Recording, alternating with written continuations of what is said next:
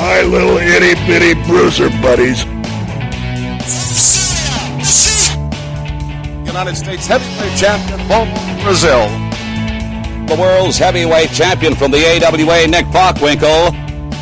The Midwest supporting, bruiser loving, positivity spreading, world's most dangerous podcast. Join former pro wrestler and promoter Dave Dynasty as he supports and promotes Midwest pro wrestling.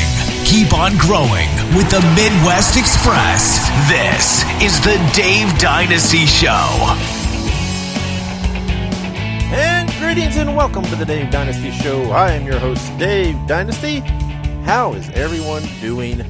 Hopefully spectacular. I'm doing great. Very rainy weekend here in Indiana, but that's okay. I like the rain, so I can dig it. Sucker. But anyway, thank you for joining us. Coming hot off the heels of our 100th episode with Jerry Jarrett, exploring the relationship, the cooperation, the agreements, the workings of whatever else between Memphis and Indianapolis wrestling. One of our most, highly received debuts for an episode ever, and rightfully so. Jerry was great on the show. I thought it was a great topic for us to cover, and we will be doing some more themed episodes like that in the future, talking about specific topics and tying that in with interviews and audio clips. People really seem to like that, so we'll mix that in as well. Of course, the big happening in professional wrestling, the big happening in independent wrestling, the big happening in the Midwest was All In, held in Chicago. And a lot of people ask me my opinions on All In. I did watch the show. And the fact of the matter is, overall, I enjoyed All In, for the most part. Obviously, there's the segment that garnered probably the most attention, or at least high ranking, or whatever you want to say, of most of the attention. The goofy spot. I'm not going to go into it. I didn't like the spot. I don't like the guy participating in the spot. If you do, well, whatever. That's you. I don't. I want no part of it. Don't like it at all. I thought it felt very out of place on the show, and really had wished they'd left that off. And I would have held the overall show in a higher regard without it. But otherwise, I thought it was a good show. There was, it had a little bit of something, different styles in there.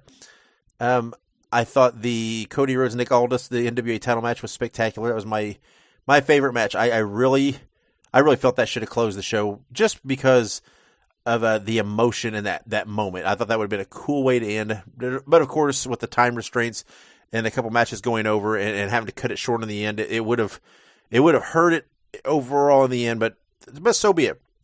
But I thought it was a great event. I thought the production value was good. The presentation was good. The build up to it was good. Obviously, the results financially for all those involved appeared to be very good. And the cool thing is, I think it's showing the state of where wrestling is. Everybody, there's a lot of people that long for the old days and long for the territorial days and this and that. And in a lot of ways, I do too. But, wrestling is always changing and always evolving. And I'm not discussing or speaking of the product itself, the in-ring stuff. I'm talking about the business model and the business approach and presentation.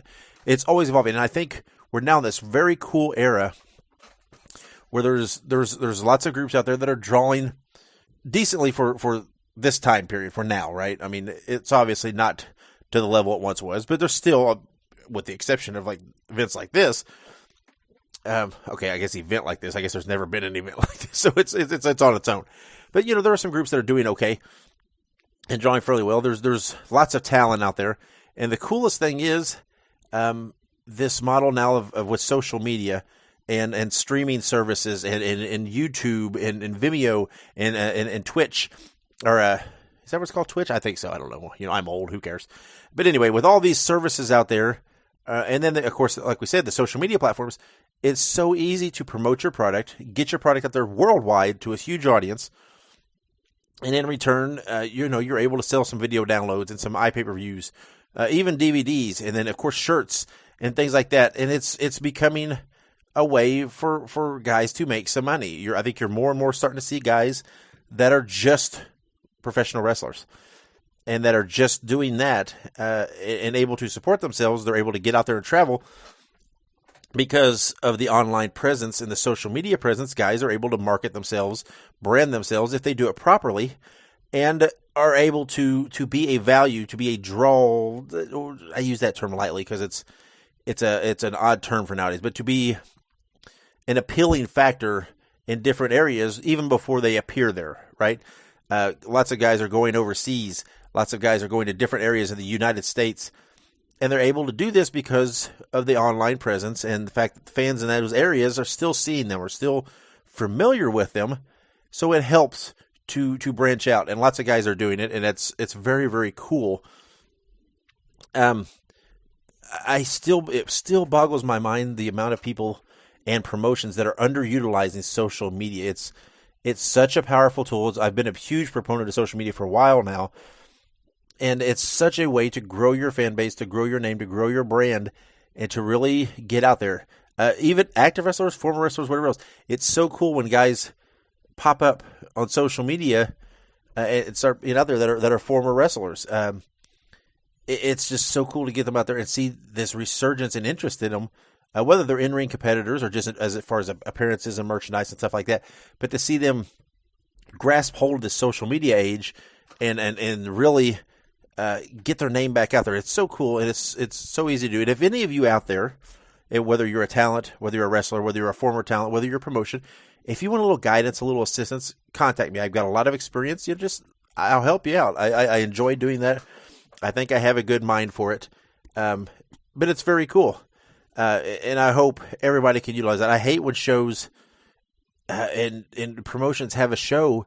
I don't understand not having some immediate posts out there, whether it be pictures, whether it be videos, whether it be some results, whether it be whatever it might be, why they're not utilizing Facebook and Twitter to have immediate reach out to those fans outside the area. Because if you have a live event going on and you have an energy or you have an experience going on at your event and you're putting this out there while it's going on, and the people that aren't there that maybe could have been there are watching it, and maybe what you need to do is start building that regret, right? That feeling of, man, I should have went. Look at this. This is cool. Look at these pictures. Look at these videos. Look at these posts. Look at all these people and all this happening. This is cool. I should have been there. So then the next time it comes, they're going to be like, I'm not going to miss that again. I'm going to go. But when things aren't happening and you're not putting them out there, these people it's out of sight, out of mind, so to speak, right? Because there's other groups doing it. And the one issue is there is a lot of oversaturation in some areas. And so you're really competing for people's attentions. And remember, in this day and age, attention spans are short, so you got to keep firing at them. So really utilize social media. And I know that went off. We went from a talk on All In into a side branch, but I do believe, obviously, the power of social media and online services and an online presence and branding is what eventually helped grow into an All In, right? These guys have developed their own brand, their own presence, their own appeal, primarily with the weapon of social media and online presence. So you can do that too. And I'm not saying you're going to do it to the scale that you're going to draw 11,000 people or whatever it might be to a show, but you can still make yourself more valuable. And again, if you would like help, reach out to me. I'll give you a hand. I'm a good guy. I enjoy doing it, and I do want to see professional wrestling prosper. So reach out to me. So that's my thoughts on All In, my sidebar on social media. Feel free to give me feedback on all of our social media platforms, which you can access at davedynasty.com. All the links are there, Facebook, Twitter, and everything in between. Make sure you subscribe to us on YouTube and go to Pro Wrestling Tees. Buy a shirt. We have the Dave Dynasty logo shirt. We have the Midwest Express shirt. And, of course, we have the Dr. Jerry Graham Jr. shirts there. More shirts to come. Go order those while they are available. We have a great show for you as we start the post 100, right? We are now in the second age of the Dave Dynasty Show. We've reached the first 100. Now we're back in the routine, right, of doing these shows. And we have one today that I is great, right? We have an interview with the young Midwest sensation Brayden Lee. And if there's one thing that I feel like I've always been good at in my involvement in wrestling is I think I have a pretty good eye for talented guys, for guys that are dedicated, for guys that work hard, for guys that can be assets in this business into promotions. Let me tell you, Brayden Lee is one of those guys.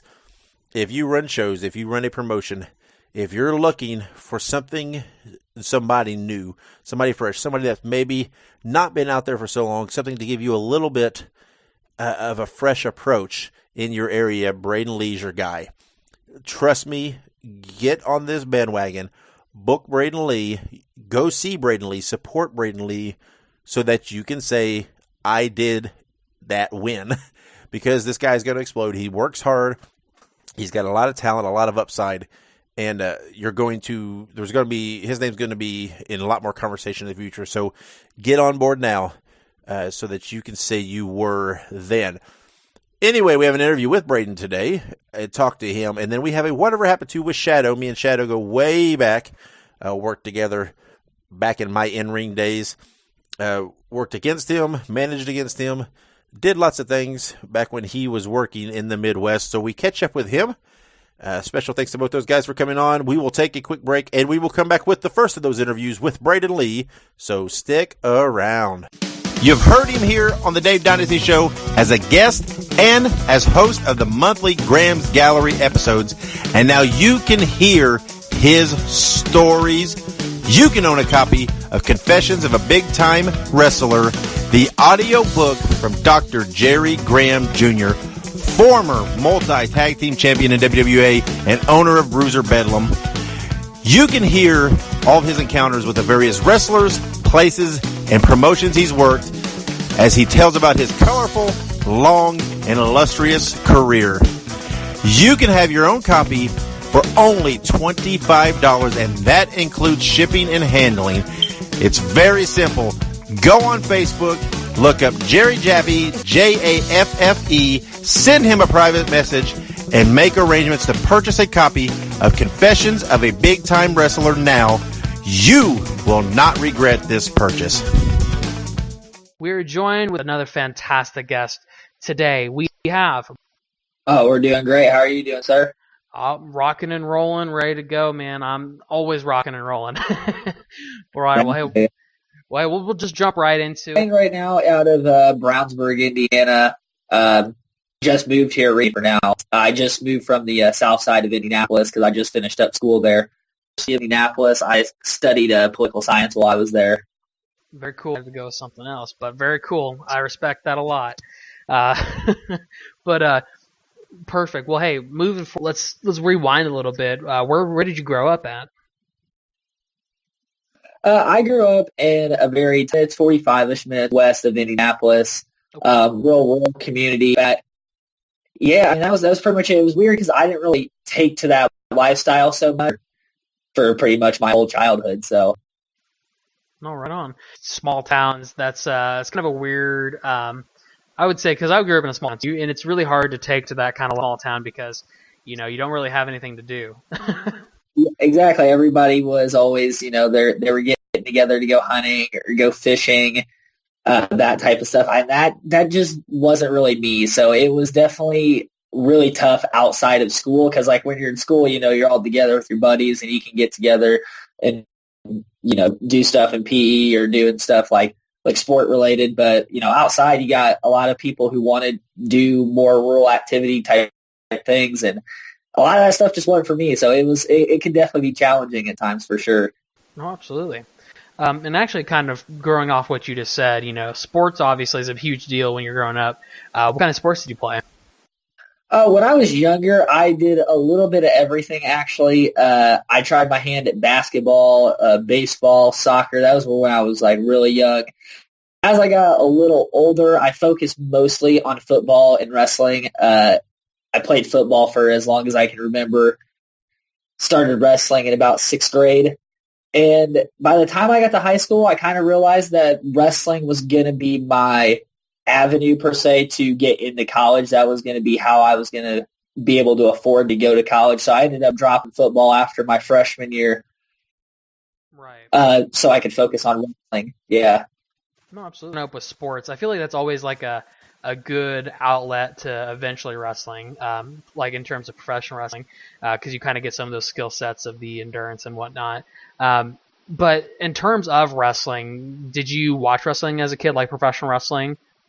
Yeah, absolutely. Loved it. I remember Rey Mysterio was probably like, man, I love that guy. Every time he came out, like, I just got so excited. Some of the other ones that I watch were like Chris Jericho, Eddie Guerrero, Kurt Angle. A lot of those guys were people that really got me fired up. They got me excited about wrestling, and that was actually one of the amateur wrestling was because I kind of thought they were the same thing, actually. So I heard the wrestling tryouts, and I went out and I found out you couldn't powerbomb people in that. So, but I still stuck with it. I definitely watching wrestling as a kid because it's something I've always loved, honestly. No, yeah, absolutely. And it's weird because, you have a lot of people who wrestling all the time. There's some people who are like, yeah, I never saw wrestling until I started wrestling. Yeah, and that would probably be challenging, I imagine, at least, like just because but maybe not, because you kind of have this idea of like what it should look like or what it should be, like if you have that background or you watched it growing up. So I don't know, maybe in your head, like what it's supposed to look like already, So it can go both ways, though. Right. And kind of along the same train of thought, we always ask people, because obviously there's not all like that eureka epiphany moment where you said, hey, this is definitely what I want to do. But was there ever a time where you thought to yourself, I want to be a professional wrestler, wrestling has hooked me, and I'm ready to go down with it? Yeah, it actually wasn't until recently where I really had that moment. As a kid, I imagined being a lot of things. First, I always imagined myself being like a pro athlete of like some sort, like whether it be football or baseball or whatever. That was what I always imagined as a kid. Then once I started like focusing on wrestling a little bit more, I kind of thought, man, I'm just going to go to college and, maybe at that, see how far that takes me. And then towards that, man, I always remember wanting to wrestler a little bit, but I had to do yet, and because I played all the other sports and I tried my hand at a chance. So I immediately started looking for places to train, and eventually I found a place to train. And after a few sessions, I was a little on the fence about it. Actually, it was definitely, but I stuck with it, and I'm really glad that I did because now I have that kind of, eureka moment where I'm like, yes, this is unique too, because a lot of time, people say, oh yeah, I was watching it one day as a kid and I was like, oh yeah, I want to be a wrestler. But you're like, I tried it, was like a little on the fence about it, but then I'm like, no, yeah, I want to do it. I was real sore, so I was just kind of like, man, maybe this isn't for me. I felt awful, not gonna lie, but I'm definitely glad I did because now I can't imagine like what I'd be doing right now without it. So the old adage is giving it the old college try. Giving it the old college try really kind of developed that. Oh yeah, that's I think the biggest thing I really learned because you hear things about people, but at the end of the day, like a lot of those people who get in there, man, because it takes a certain kind of person to really do something like that. That's probably the thing, obviously. So, right. Yeah, it definitely is. It just really is. Absolutely. So, and then kind of again on the same track, you kind of went from playing sports to doing the wrestling and getting into training. I trained out of the New Era Wrestling Academy. It's in Shelbyville, Indiana. It's ran by Damian Cole. Some of the other coaches who come in are Jacob Johns. I have guest coach like Chris Caliber, but he's out there pretty frequently, so I wouldn't even call him a guest coach. Honestly, he's out there at least weekly, doing things. Occasionally, guys like Greg Glover will come out. Definitely some names or some good minds have came out there, and that's one of the things I'm really thankful for is to be around guys who have been around, they have experience, and they're out there just teaching us and trying to make us even more or push us to the next level. It's definitely like a good place to be. No, absolutely. So definitely, the training aspect, like you said, it can be pretty grueling. And it looks like you had a good group of people to kind of work with and kind of grow you, should say, to your training as your first match. What was your first match like? My first match was actually a battle royal. I think most people's first match is a battle royal. Yeah, that's what I hear a lot. They're like, they either get thrown in on a tag match or it's a battle royal of some sort. Yeah, so I got thrown in this battle royal in Franklin, Indiana, for a promotion called the PCWA, and I mean, I honestly really had no idea what to do. Like, we had no guidance. Like, I didn't even know, who was going over, none of that. Like, I just went out there. They're like, wrestle. Okay, I guess, like, so we went out there, and then, next thing I know, I turn around, and I'm just wrestling. Me and my training partner were in it together, actually, and so we kind of just stuck with each other until eventually he got thrown out, and by that point, I look back, and I realize it's just me and one other dude in there, and I'm like, oh, well, I'm here. I don't really know what's supposed to happen. So I assumed he was supposed to, go over. So I just kind of like leaned into him, and I was just like, hey, what do you want to do from here? I don't know what I'm doing. And then he was just kind of like, we'll throw you out somehow. I was like, how? And we had like a little conversation as we're trading back and forth, but it was fun. That was my first match. So we ended up putting him over, and show went on just fine. But yeah, that was my first match. So. And those are always good matches to get thrown into. It gives you a little on the job training, right? You're just like, all right, we'll go out here and do what I can do. Yeah, that was literally it. It was just like, and it's mind-boggling. Like, no matter how much they told me it would be like that, like my trainers, they just be like, yeah, it's gonna be kind of weird out there. You're not gonna really know what to do and stuff like that. Yeah, that feeling hits you hard out there for sure. Right on. Yeah, it does, because it's almost like a moment of slight panic where you're just like, I have no idea what's going on. Yeah, it's like I forgot all the moves I know, like everything. Just like, I'm just standing here, like, hoping this goes well. So. Oh, good Lord. But yeah, and that's interesting because, I hear a lot of people who talk about their first match and it's a battle royal, and it's always different. I guarantee you. I mean, the battle royal is a pretty simple concept, but there are no two that are alike. Exactly, yeah. But, and kind of along the same track, I mean, we've talked a lot about kind of the beginnings of your, your training, getting you out there, getting your first match. But something that you kind of learn along the way about independent wrestling is that, I mean, right now, independent wrestling is probably hotter than it's almost ever been. And so you're kind of growing up in, I guess, in an era of the independent wrestling is the best it's ever been. So that being said, what do you think is the best and worst part of independent wrestling? The best part about independent wrestling right now is, I think you nailed it right on the head, is that it's just taking off. Like, a lot of times you hear from certain people that, wrestling's dying, it's going downhill. I don't buy into any of that. I mean, with all the stuff you see happening on the independent scene, with All In, with Ring of Honor, with New Japan, all those promotions, I mean, they're doing really, really big things. And it's a super exciting time, in my opinion, to be an independent wrestler because of all these avenues that you can go. Because, I mean, all my trainers and the people that have been around a long time and given me advice, they've always said, well, it's got to be WWE or bust. And I don't think it has to be that anymore. I think that's a super good thing for wrestling as a whole. I think that probably the worst thing, though, at least that I've experienced, is just I don't want to say the competition because that's not right. It's more so the drama kind of it that goes in, like, really petty small stuff, that goes in something about wrestling.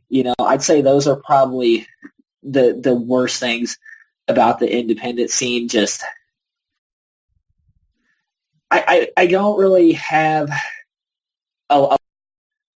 experience, I guess. So it's kind of hard for me to be like, oh, like the worst thing. It's just the little things that I've seen that have really upset me is just little petty drama, people, trying to bury each other or trying to constantly, talk about the downside of like how, because I hear that a lot now, it's like, oh, they're killing the business. This is dumb. This is stupid. That's dumb. That's stupid. I hear that all the time. And it's just like, I just don't look at it that way. Like kind of like what you said, I think it's just, this is a great time to be an independent wrestler. So I'm not exactly seeing what some of these other people are saying, That's also, kind of just an unfortunate part is that ultimately, even though it's wrestling, it's still people, and people tend to be pretty dramatic. So, yeah, it's not. I mean, and some of it is just really like stuff that I just don't think belongs. Like I just don't get like why people make mountains out of things that they really shouldn't. And in my opinion, there's room for all of us to succeed. Like it takes every single show. So there's no need for this kind of petty drama, petty jealousy that goes into it. It's just, we're here together to put on a great show. And that's the way it should be done. Because the better everyone else does, the more seats we fill. And the more seats we fill, the more money we get. So like, it's just a win all across the board if everybody, in my opinion, is working to build each other up and make the show better instead of getting caught in all the drama, all the dumb stuff. The worst thing I've encountered, honestly, but right. Other than that, it's been great. So, right. And honestly, I've heard that from quite a few other people is that, like any profession, there are those who will start trouble, and unfortunately, wrestling is no exception. And and it's just one of those things you kind of have to live with, and it sucks because, like you said, it's just over petty things, and ultimately it hurts all of us rather than just the select few. So, yeah, exactly. That's I mean, granted, we're just talking in theory about how it should be, but I mean, I think it's a great of just, we work together, we put on a great show, we fill more seats, we all make more money, the fans are happier because we're putting on a great show. I mean, to me, it just, I wish it could just be that simple, Right. It's simple math. I mean, it's a simple equation. But absolutely. And so, and kind of along with that, I mean, you think about independent wrestling as a whole, and for the most part, to you, it seems like it's treating you really well. So I hope that this next question has a good answer. But so far, what would you say the top highlight of your career in independent wrestling is? The top highlight of independent wrestling for me has really been, I guess I got to break it up into two different things because recently I had a match that I don't deem as bad. It's really hard for me to watch my matches because I'm so like hypercritical about it. Like I think all my stuff's bad. Like all my matches look bad. They're just terrible. That's just kind of how I am about it. I finally had a match that didn't really feel like that. The crowd was into it. It was actually this last Friday at a Wrestling Theology Fellowship, which is ran out of Carmel, Indiana. Put on a good match with some guys that I really respect and I learned a lot from.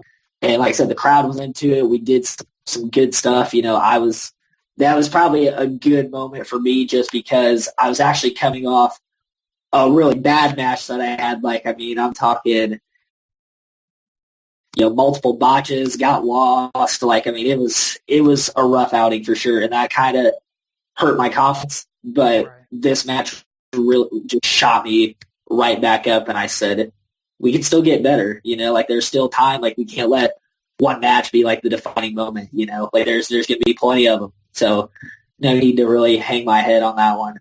But I'd say other than that, probably the best thing that I've experienced in independent wrestling is just really road tripping on honestly, like I love just getting in the car with some of my friends and just learning about the business. I mean, honestly, that's just hearing their stories, seeing how things have developed, even in just some of the local shows, just hearing how they built themselves up and stuff. I mean, it's cool. That's probably we were talking about, me and Chris Caliber, we were actually talking about Emerge's early days, and it's just really interesting to hear how the company has progressed over time and how it started.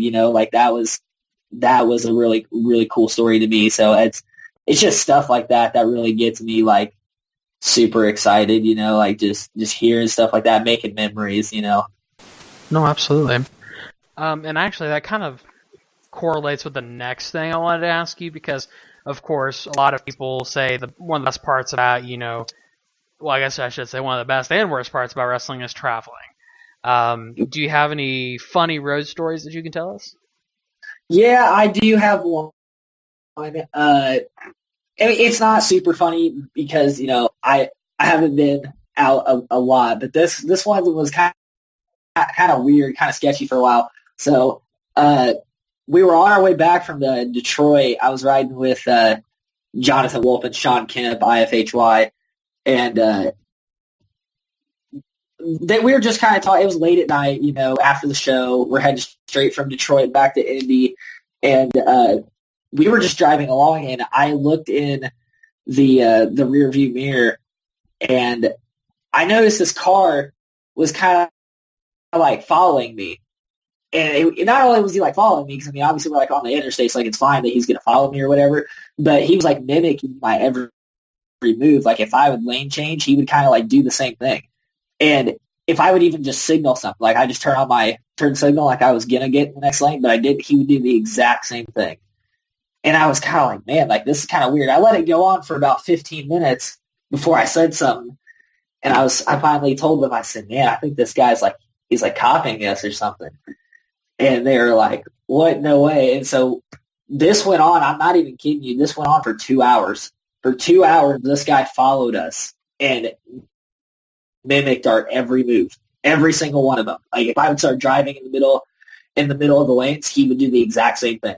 Like, I mean, it was creepy because then we finally got off to our exit and he like waited until the last possible second to like turn off and like show that he was messing with us. But I mean, we got in our lane to get off the exit and he was like right behind me. And I was like, dude, there's no way. There's just no way this guy is going to do this to us right now.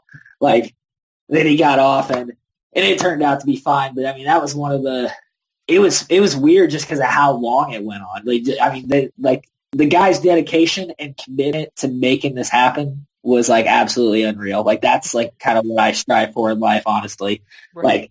Like it took a serious amount of commitment for that, and major props to that dude. Hopefully he's listening.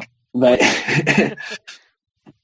that's hilarious because it's like because like half of you is like thinking, oh yeah, we're about to get murdered by like some like mass murderer who's just following us to our exit, and then part of you's like, go ahead. Yeah, no, what's funny is that it actually started because it took me a while to piece together why he was doing that. What happened was earlier, like when we were just driving, we passed him. Like he was just in the other lane. We passed him. And then he got next to us, like revved his engine up a lot and then like took off past us. And I just kept driving. I didn't think much of it. So like we just slowly caught back up and passed him again. As soon as we passed him, that's when it started. But it took me like a long time to think about that. I was like, man, why is this guy so worked up about this? Like, I don't know if he has like LMS or like what he was doing, but it was just something really rustled his jimmies right there, and I did not know what to do. So, man, I've not heard the term rustled his jimmies in so long.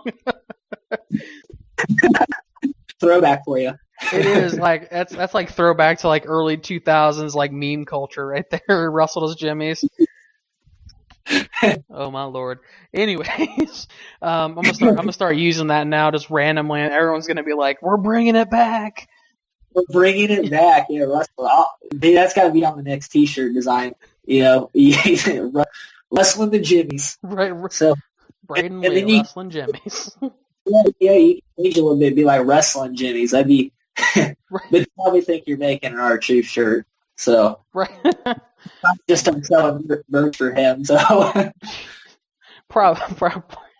Oh my. Anyways, so a little more on track, I guess, other than rustling people's jimmies. So something about you actually that I was looking around, collecting some information to kind of ask some questions. I've heard that you have a nickname, the Anomaly. Is that right? Yeah, that would be correct. So tell us about that, because that was actually something I was kind of curious about. Because the way it's spelled, like I'm wondering if it's like a play off your last name, Lee, or what that's about. So can you tell us a little bit about that? Yeah, I mean, and honestly, you just nailed it right on the head. It's literally just a play on my last name. I was trying to come up with something that would be different, and literally that was like how it came to me, was just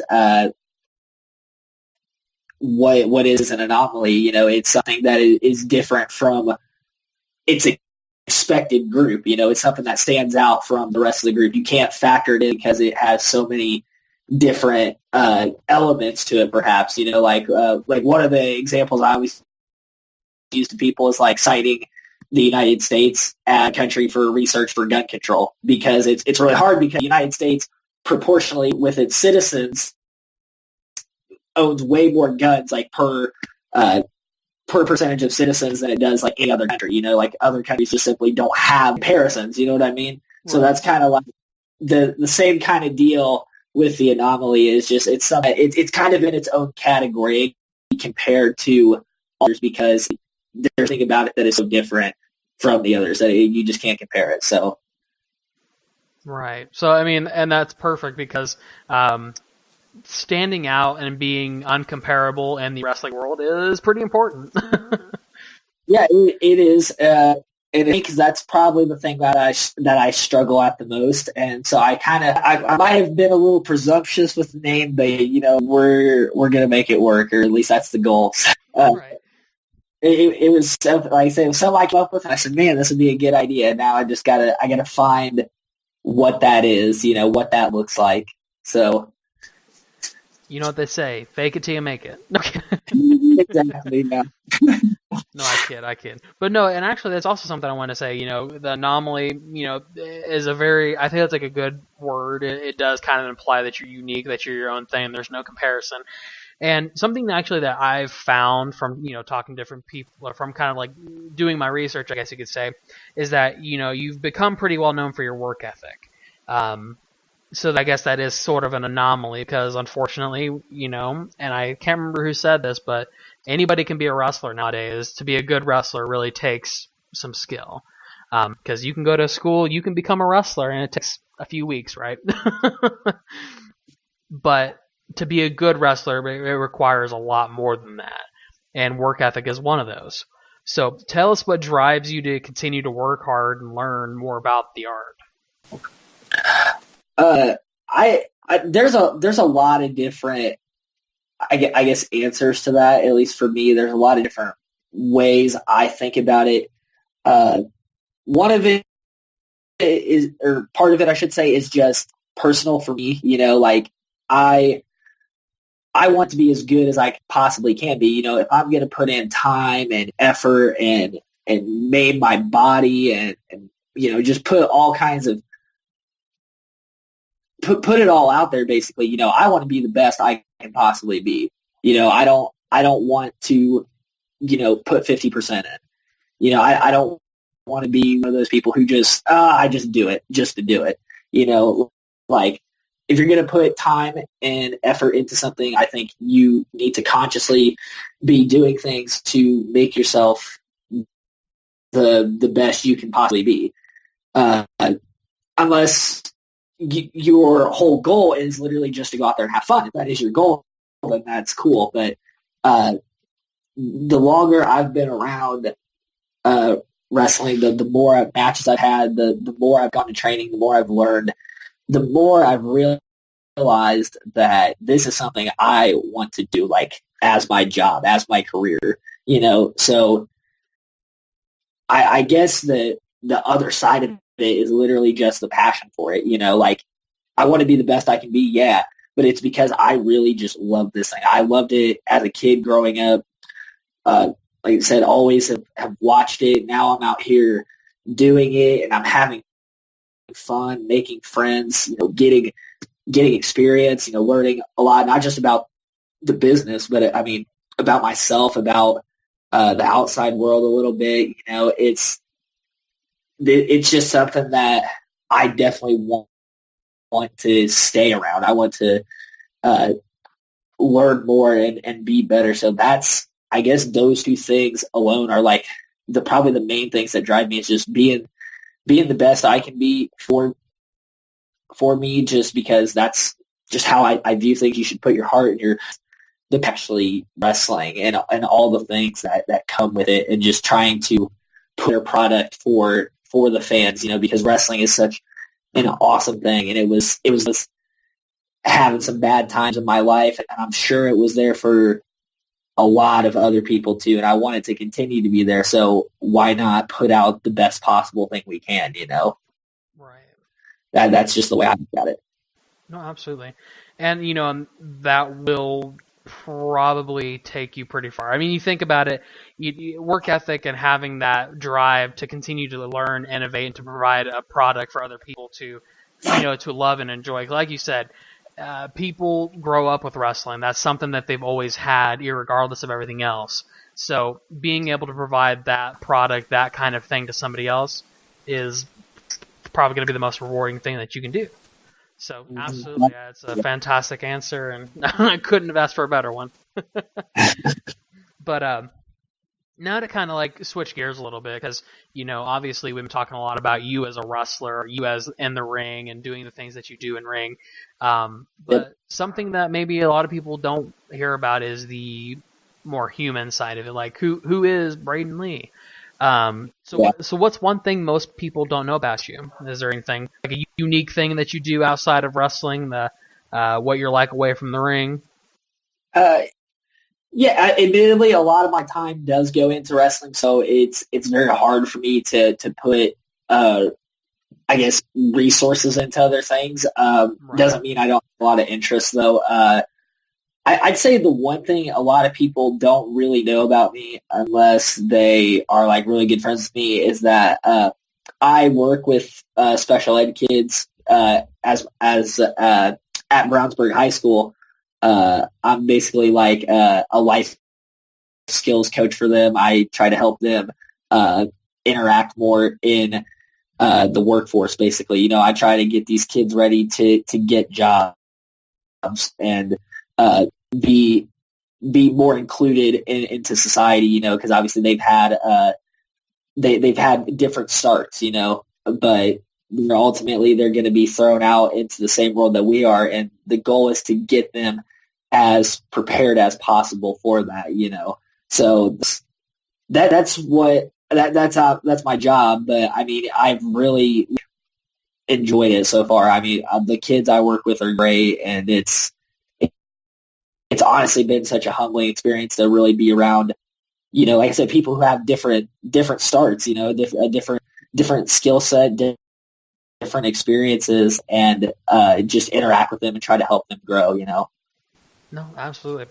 And that's a very, I feel like there's not enough people to do that kind of thing, to teach in that field and to help prepare people in that field. And like you said, help people who have had a different start. So definitely respect that. Definitely a good field to be in. And, from our conversation, you seem like you're probably pretty good at it. You're a pretty personable guy. So, little golf clap, not to be too braggadocious for you. Thank you. Anyways, it's more so just like fun. That's the thing. Like, it can be challenging for sure. I mean, some of the kids, they make you want to pull your hair out sometimes, but they, at the end of the day, they're all really, really good kids, and they need someone kind of in their corner, and right. The good news is not just myself, but I mean, Brownsburg as a school corporation is honestly done a really good job with their program. I like the way they have it set up and running, and they, like, honestly, it all deserves like a lot of attention, a lot of praise, because it's really something different there. No, absolutely. Well, and definitely, like I said, keep up the good work there. It seems like you have a pretty full plate, though. So you got wrestling, you got your work. So I'm sure you're pretty busy, though. That's pretty. I mean, that's pretty much 90-ish% of my life, And then I also assistant coach with like the wrestling team there too, and I try to spend some time with the kids on the team.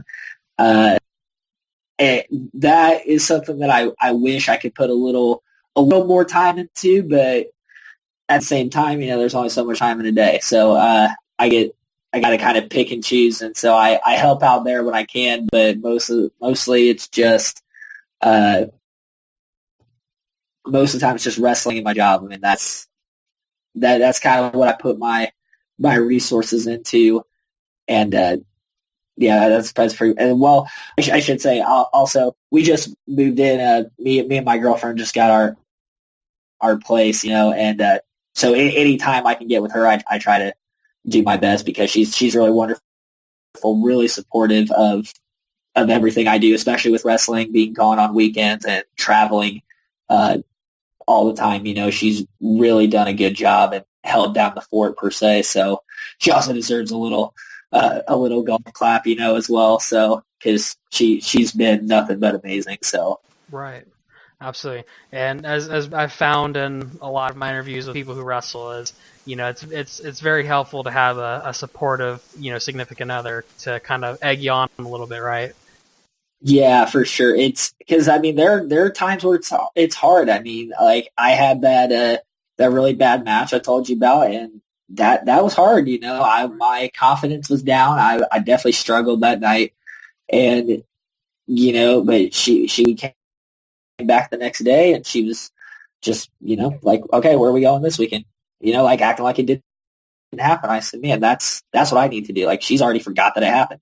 Like I need to forget that it happened. And that's why I said she's really been just a rock and been there for me, supporting everything I'm doing, especially when I'm traveling. I know it's hard on her because we don't have like any kids or any animals or really anything. So yeah, I know it can be lonely for her, but she's there. So it definitely helps a lot to know that no matter what, I'm gonna have somebody who's got my back and somebody who's gonna support what I'm doing.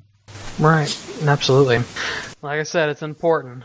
You have very few things that you can take away from this world, and I think that's one of the most important things is having somebody there for you. But a little more geared towards wrestling, a little more, I guess I could say, to kind of wrap up, a little more wrestling-oriented question for you.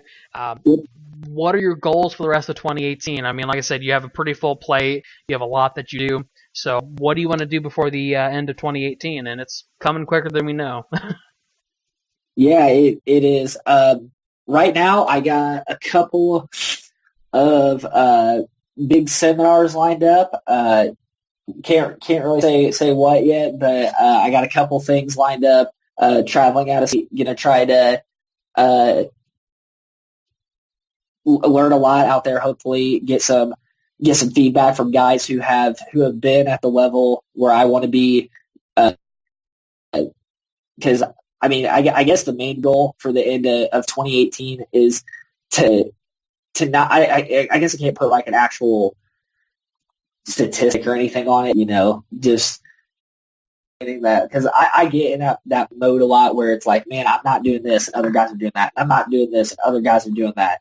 And some of it is just I have to live within my means, and understand that, okay, I can't do that. Yeah, I can't dump, $400 on this thing, or I can't dump, $300 on new gear, or, things like that. But that's fine as long as I am working to build myself to get to those points. And that's kind of like what I mean by not rushing it.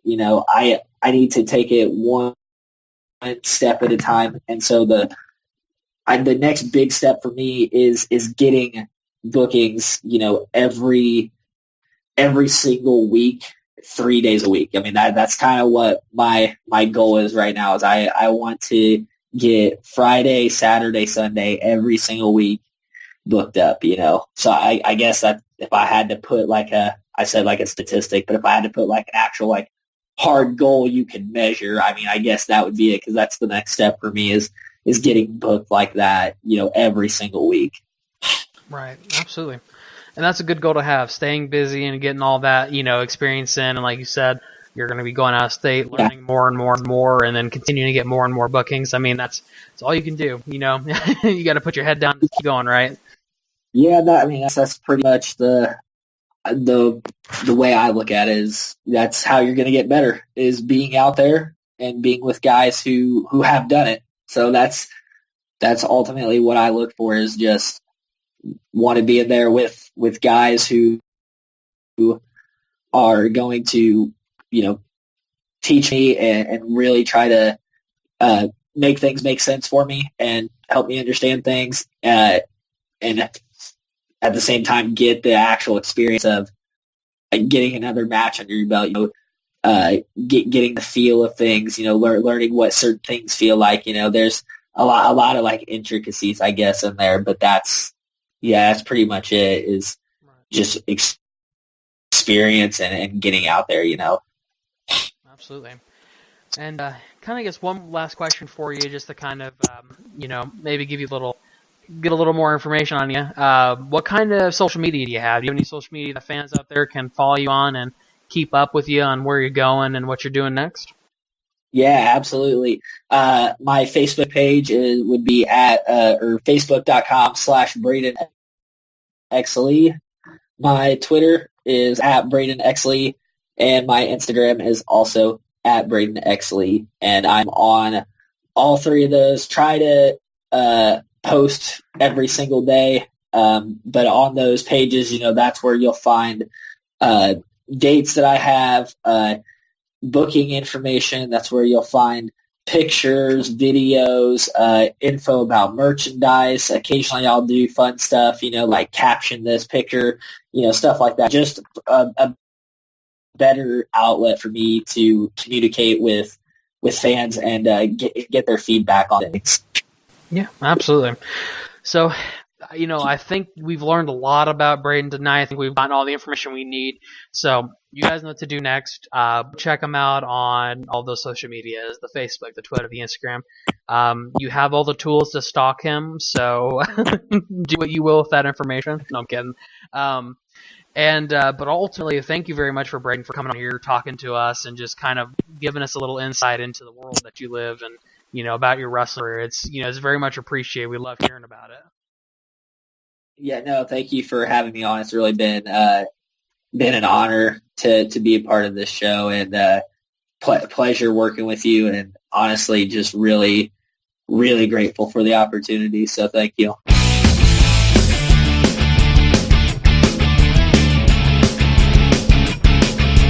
Whatever happened to you? And we're back with Whatever Happened To, the segment where we catch up on some often overlooked names from Midwest Wrestling's past. I am Mike Isaacs, and today we're chatting with none other than Shadow. How are we doing today? Well, I can't complain. I'm happy to be back home in Indiana. So I spent a good 7 years in hell in Pennsylvania. So that was enough for me. I'm ready to be back home where I belong. Hey, right on. Well, hey, before we jump into the interview, if you don't mind me asking, what were you doing in Pennsylvania? Well, in 2013, I wrestled my last match, not really officially retiring. I was pipelining. I was working on gas pipelines up Pennsylvania, about within an hour of Pittsburgh. Oh, wow. So sounds like some pretty dangerous work. Yeah, relatively dangerous. But I'm assuming that you had some incentive to be there, so at least you were there, not under duress, right? Oh, well, it was kind of under duress, but I'm releasing myself from that right now and in the near future. That's good. That's what we'd like to hear. Well, so we'll go ahead and jump into it a little bit, talk a little bit about some wrestling here. So pretty good first question. How did you get started in wrestling? Oddly enough, I was at a wrestling show. I wasn't a great fan. My sport, I kind of looked like a wrestler, so to speak, one that wrestled for a particular big company, and I had a small already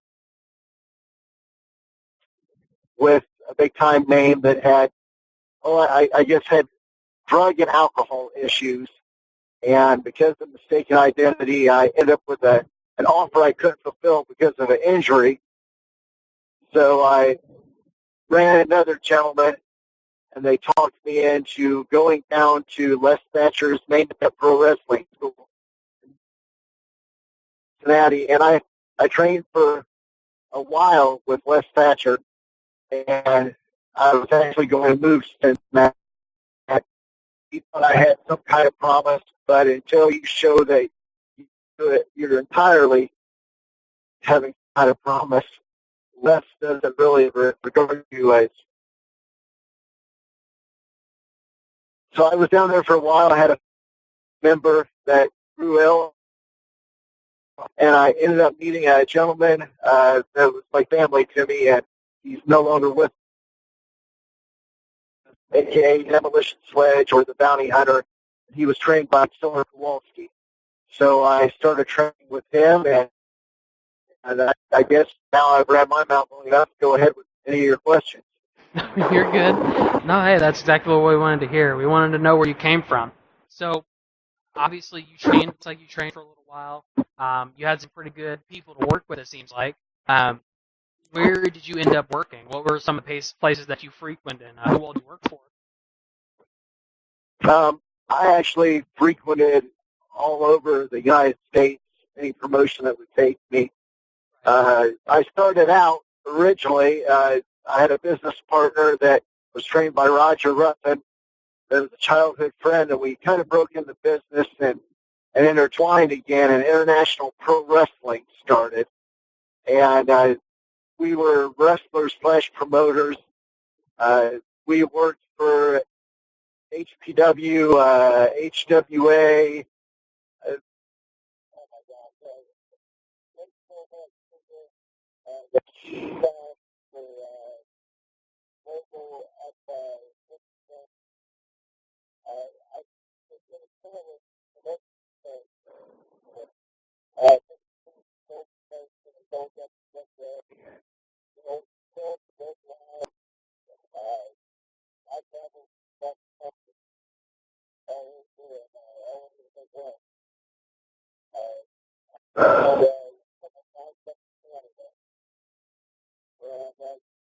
When I went to some WWE events, and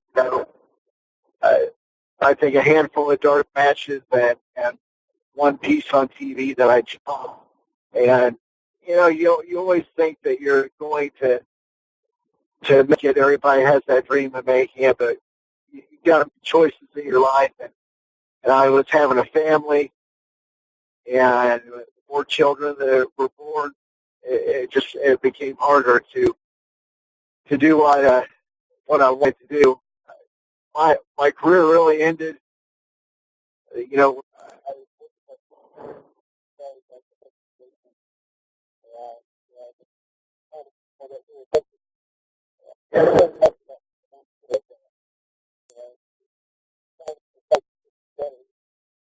agree not to work here. We had guys like Scott Steiner and a good friend of mine, Marcus Bagwell, Buff Bagwell, and he raised the belt for God knows how long for the company.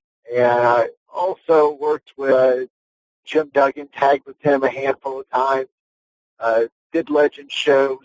I worked with numerous names, including George Animal Steel and the Iron Sheik in Novi, Michigan.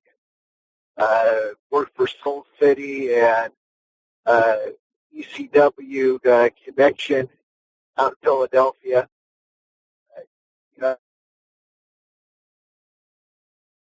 Other guys. Matter of fact, recently I talked to a friend. I just want to throw it out there.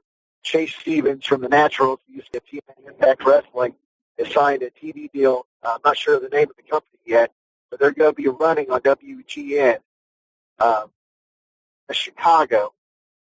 And he is just did TV for a promotion, and he's become their new Mid-States heavyweight champion. I just want to throw that out there and want to let people know there are guys still out there, and they're still trying to make it, and there's going to be programs that, you know, are going to compete with WWE in the near future. Yeah, that's what we like to hear. That's actually a pretty common theme with a lot of our conversation is, other entities trying to compete with WWE. So hey, I like to hear that. It was sad because I got friends, you know, that worked at Impact.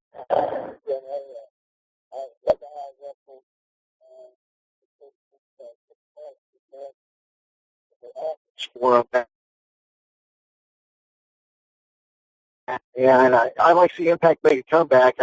I think what happened there was a lot of the guys that had made it forgot what transcends the business. You come to the point of your career where you start helping the other guys getting your spot. You start transitioning into another position. My friend Rusty Love, Dr. Love, he does that still. He's not running as many shows as he used to. He's got a family, he's got responsibilities, and he's a wrestling coach. I believe it's in Hartford City for a high school. At any rate, you know, he'll wrestle to help guys get along and move on and try to do something with their career. And there's a lot of guys that we help move along. One of them, several promotions that are around here. Jason Ayers, he's a WWE official and a really great guy. I couldn't think of anybody else better that made it. We had guys like Dick Nemeth, Dolph Ziggler frequent our shows, Scotty Young. Numerous guys that, have done well. Worked shows with Samoa Joe, which is a guy that still just hasn't got the push he really. No, absolutely. I definitely agree with that too. I mean, I remember seeing, Samoa Joe back in, in like TNA and whatnot, and he was a fantastic talent. But you're right. I don't think he's gotten the push that he deserves yet. No, I don't think Bobby Roode has either. And that's another guy I worked with when they were doing the Team Canada thing with Scotty D'Amore. Angelina Love was somebody that never got what she should have at her time at AWE.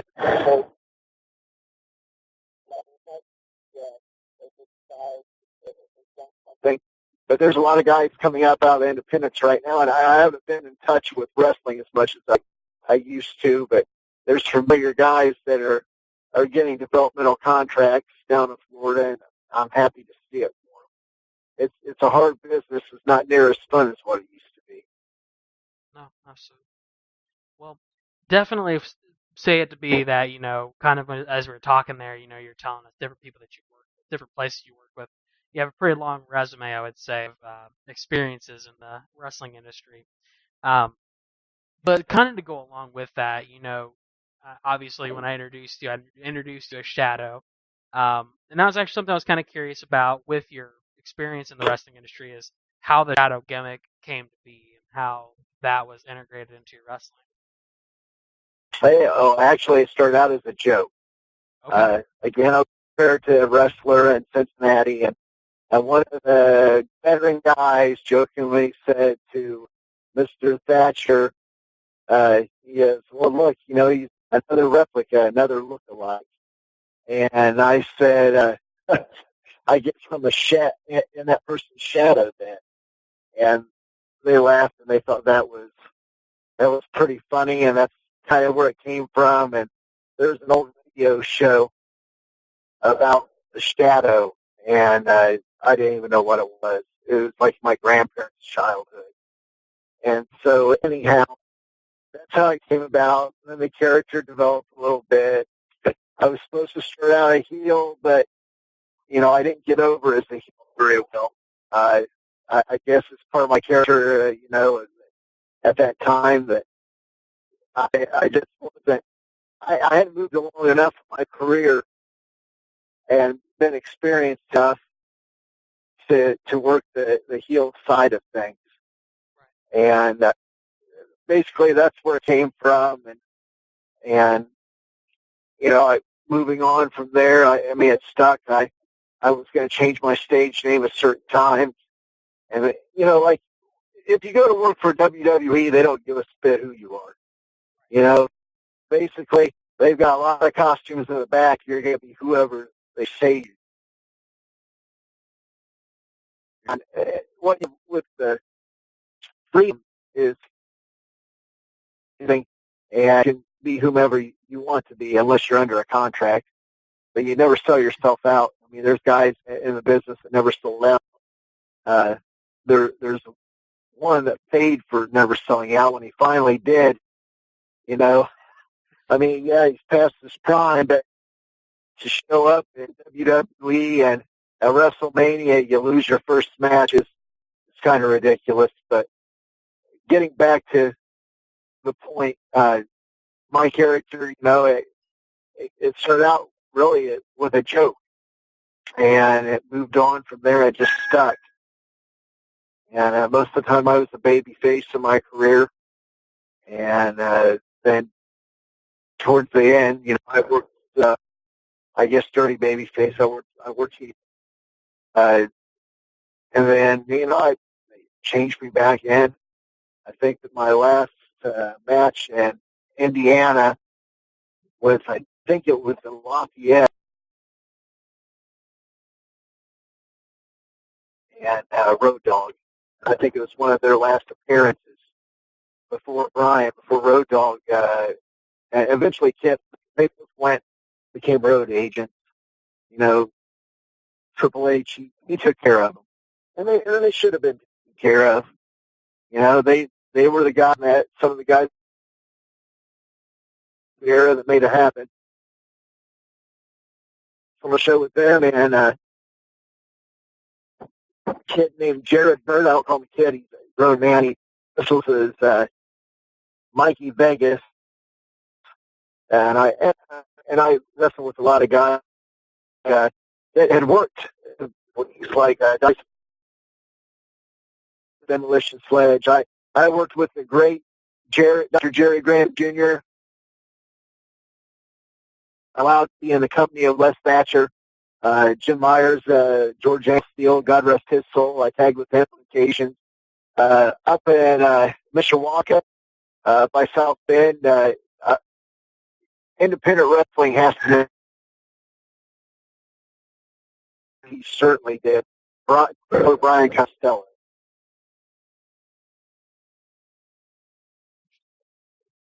And I think we kind of went back to, first of all, I kind of want to jump back just a little bit. I think I've heard a handful of people tell me that, my name started out as a joke. And I can't remember one of the last people who said that. Their name was like Trailer Park Trash, I'm pretty sure. So yeah, I think the name Shad is a little bit better. No, I'm kidding. yeah. It's, I would say so. A little bit cheesy, but I thought, man, my wrestling career's over with, because you had all these flashy guys, right? That were late '80s, early '90s. You had Larry Fole, Lex Luger, Steve Borden, Sting. Marcus Alexander Bagwell, his real name, Buff Bagwell, and Scotty Steiner changed himself several times, and then you, of course, had guys like Matt Bourne and Steve Kern that were multi-gimmick people. So, kind of also on this same, track of, this kind of same conversation train, I should say. You were kind of talking about, how you got into wrestling, your experiences in wrestling, your gimmick, how that worked. But also one of the things is, because you talked also about earlier about knowing when to to kind of take a step back and put other people over. I think one of the fates of wrestlers is that after they stop wrestling, they go on to do different things. And if I'm not mistaken, you also ran shows for a little bit. Is that right? Yeah, I sure did. I was wrestling superstars. It wasn't just me that was running it. We had Ron Miller as a promoter. Actually, Mark Bagwell had, I guess, a financial tie to it. Calypso Jim, a.k.a. Bobo Brazil Jr., James Morris was involved. Gregory Bowen, Walter Lambert, Pastor Payne. You know, they were all people I kind of ran with, and they were involved in it. And, you know, I was fortunate enough to have Demolition Sledge, Jay Bauer, you know, work with me in that promotion. Shows, and we tried to run good shows. You know, I'm not sure if we accomplished it. We tried to run continuously in a 5-county radius, and we, of course, put fair shows other places, and worked in some other states. So, yeah, I was, I would say, yeah, I spent some time doing that. Just kind of ran out of steam doing it, and wrestling was getting to be, you know, with having kids and everything. You know, you look at it, you're like, okay, you know, I'm this age. Wow, I don't think I'm getting a contract. You know, I mean, I've seen it. I've seen it. The guy that chewed up worms, he had a contract. He was like 48. You know, yeah. And he had a contract, yeah, and they gave him a Legends contract, which just baffles me because wow, I guess I should have ate worms. You're like, why didn't I think of that sooner? I should have, you know. I should have came up with a better game. my pretty vanilla. Right. Well, you know what they say, hindsight is 20/20, right? Yeah. Yeah, your career, you know, all these guys say, well, I didn't wrestle me, I didn't do this. But before there was all of that, there was territories.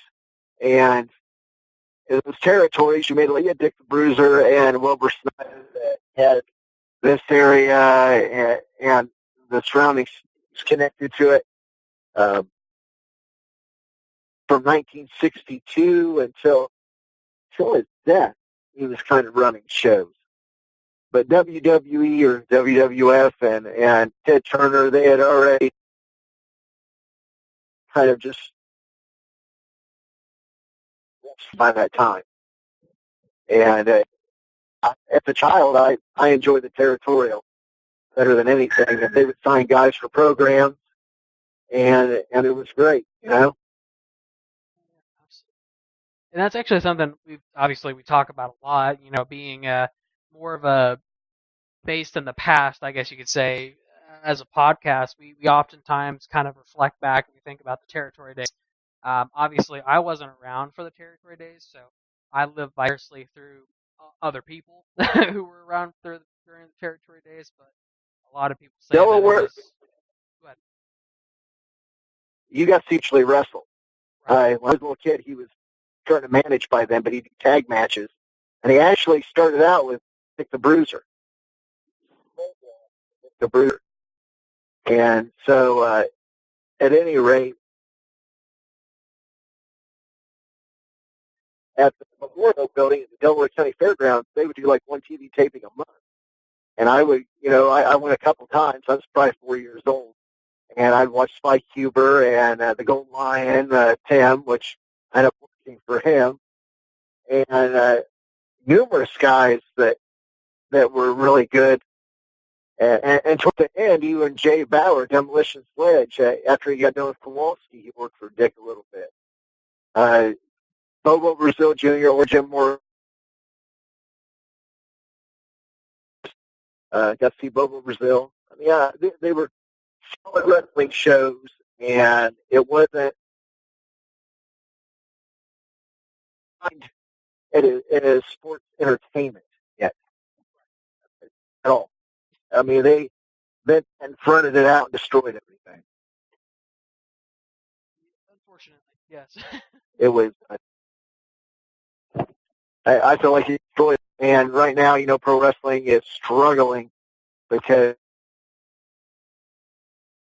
it put itself in wrestling seat. The only good thing that's come from it is you got crossovers, that come back and forth with like Lesnar and Ralph, people like that. I think that it's harder for an individual to make it in pro wrestling now because there's only one show in town. You have to go to Japan pretty much and work for IWGP or somebody like that. It would be nice that if Stampede really got up and running again and there were some hearts left to run it. I don't see that happening. Right now in this area, unless Rusty Love gets a fire under his rear end to really start running shows again, every once in a while, Iceman Ronnie Vegas comes in the territory. And then you've got your typical 15, 20 people, undertrained guys putting on a show so their family members can come that will run. And I actually on some of those shows. It was interesting.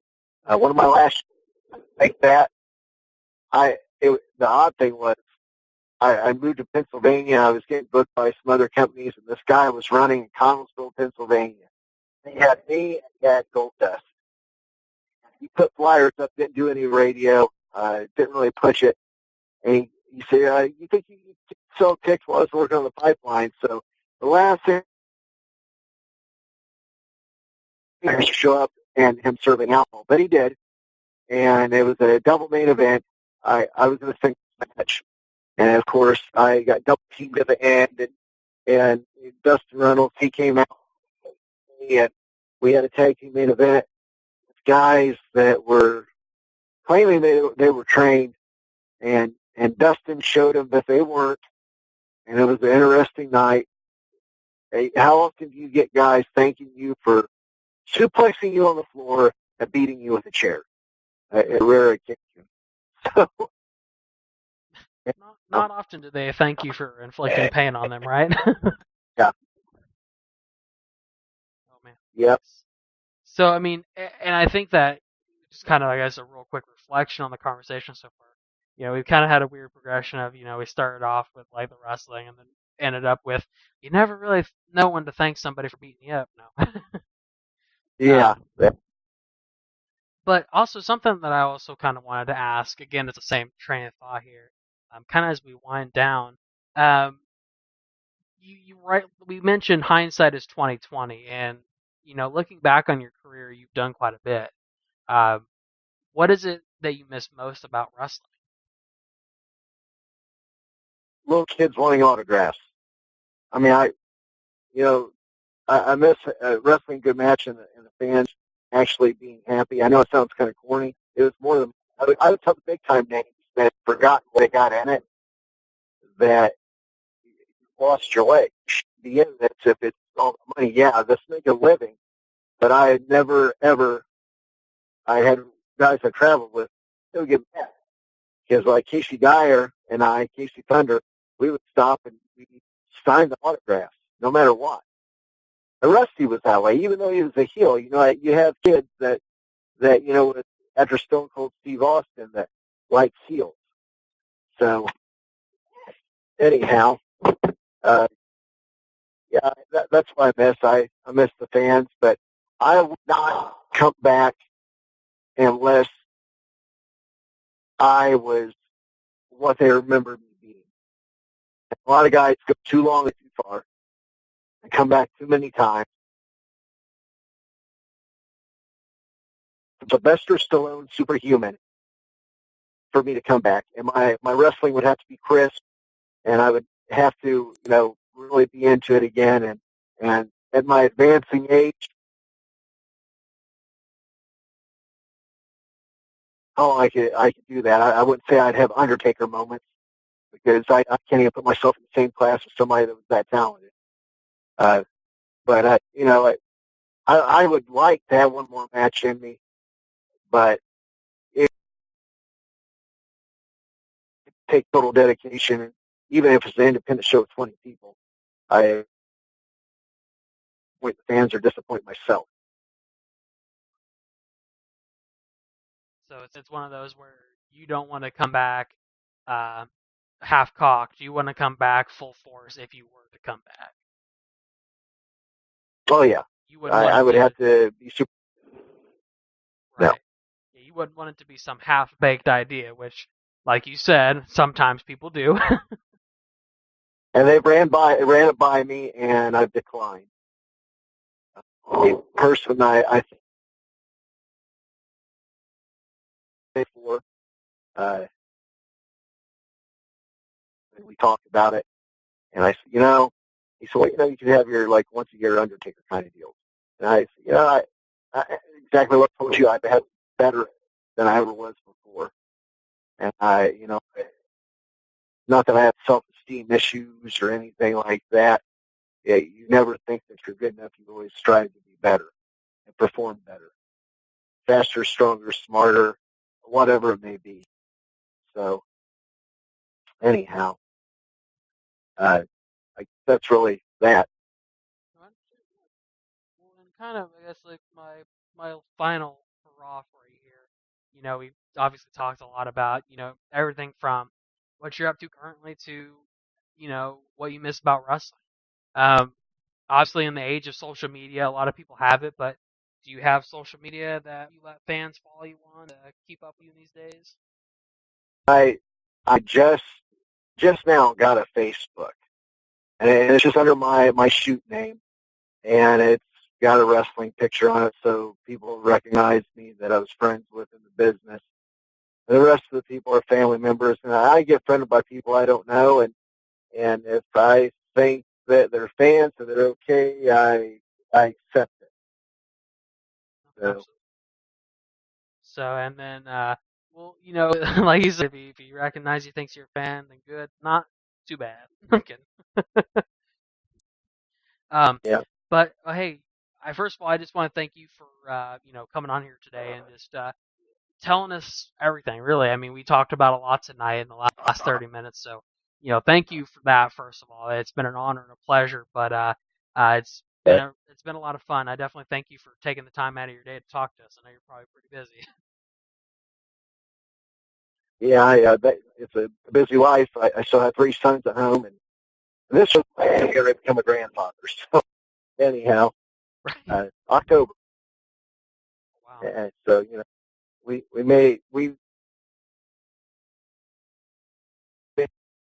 Are you still there? But at any rate, I'm sorry. I thought you cut out for a second. Sorry. Go ahead. Oh, I remember me good or bad, and anybody in the business. What I hope I did leave was, thoughts that, I was a good performer, and if you were a kid, I was somebody that was worth looking up to. And again, I thank you for your time. It's been an honor to speak with you. I guess this is kind of like my Hall of Fame moment, so to speak. Well, definitely glad that we could provide that. And like I said, it's an honor to get to talk to you. I love talking to people and hearing their stories. But again, thank you very much for your time tonight. Always, for everybody out there, support independent wrestling. It's the lifeblood of wrestling. I'll say it every time. But thanks again. Shout out for coming on here, talking to us. And okay. Yeah, stay safe out there. I know like you said, you're in a line of work that may be dangerous. So stay safe out there. Hopefully you get out of that soon. Okay. Hey, you take care. God bless.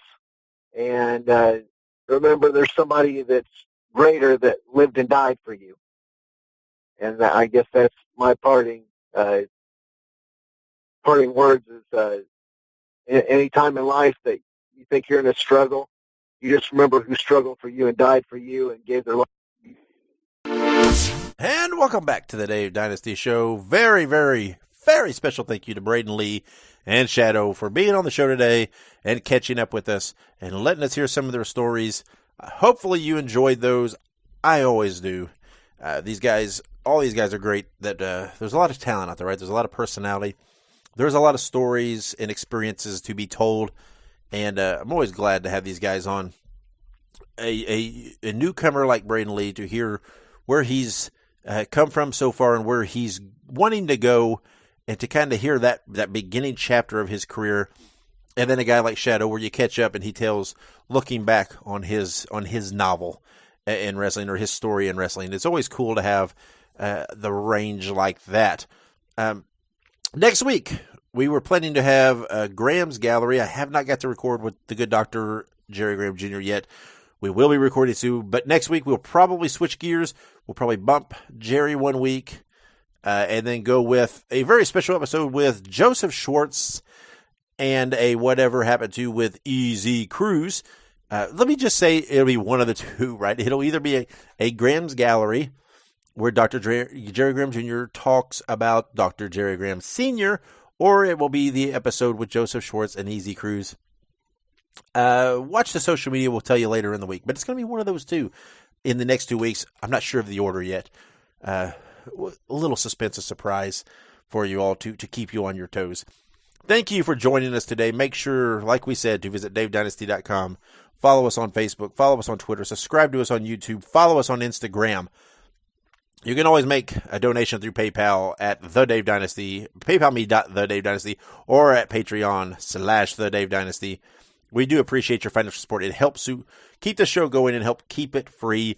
The best way to support, you can go on to Pro Wrestling Tees, go to our store, buy some shirts. That way you're helping us and you're getting a little something in return.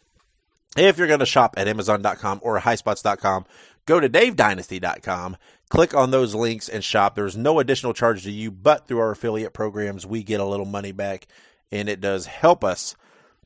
Also at DaveDynasty.com, you can find links through all the past episodes of the show, or that they're all there, a feed of our Twitter, all kinds of cool stuff on there. So go to DaveDynasty.com.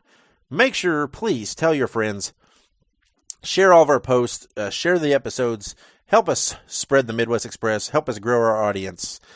We do appreciate it. If you're an iTunes listener, please go on, give us a rating and a review. It helps us in that wacky world of Apple, and get us a little exposure there. So we do appreciate that. And that's it for this week. Like we said, we will be back next week with another episode. Thank you for joining us this week. Thank you for being you, for all that you do, and for supporting the Midwest Express and the Dave Dynasty Show. So until next week, ladies and gentlemen, be good, be safe, and keep on growing.